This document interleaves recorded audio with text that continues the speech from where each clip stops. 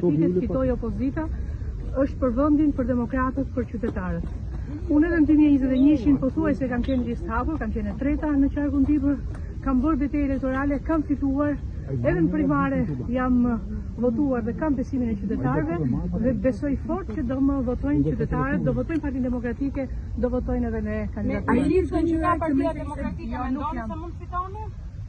Me listën që ka Partia Demokratike mendoni që mund të fitoni? Patjetër që do të fitojë. Shumë pak të rinj. Në 11 maj do duhet të fitoj Partia Demokratike, të fitoj opozita, të fitoj programin i opozitës, e them edhe një herë për vendin, për Partinë Demokratike, për qytetarët, për Shqipërinë. Përfundimisht, Partia Demokratike u zhbë statuti, u zhbë kushtetuta e Partisë Demokratike.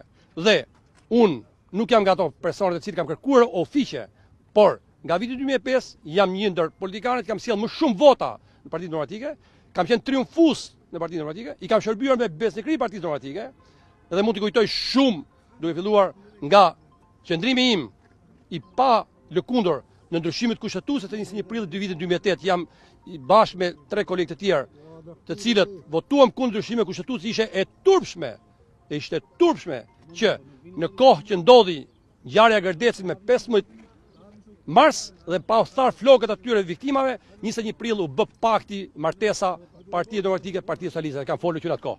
Dhe isha i vetmi deputet tani për ndryshimet e kodit zgjedhor, i cili votova kundra, sepse besoj që në demokraci vota është e para. Besoj se të gjithë bijem dakord që lista e Partisë Demokratike e ka friksuar, e ka tmerruar Edi Ramën.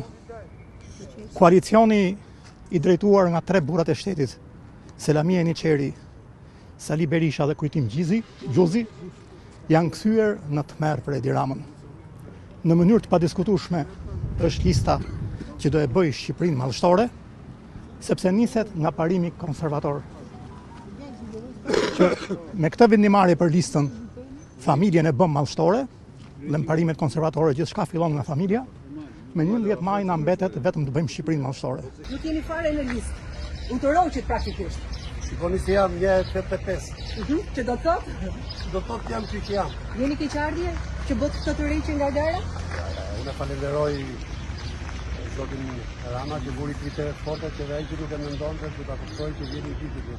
Tani çfarë ndodh me ju, i ktheni profesionit tuaj të mëparshëm? Sigurisht në shtator do jetë një avokat dhe ka nevojë ky vend sidomos mbas këtyre ngjarjeve ka nevojë për avokat. Nuk unë ja kam kthyer borxhin Partisë Socialiste.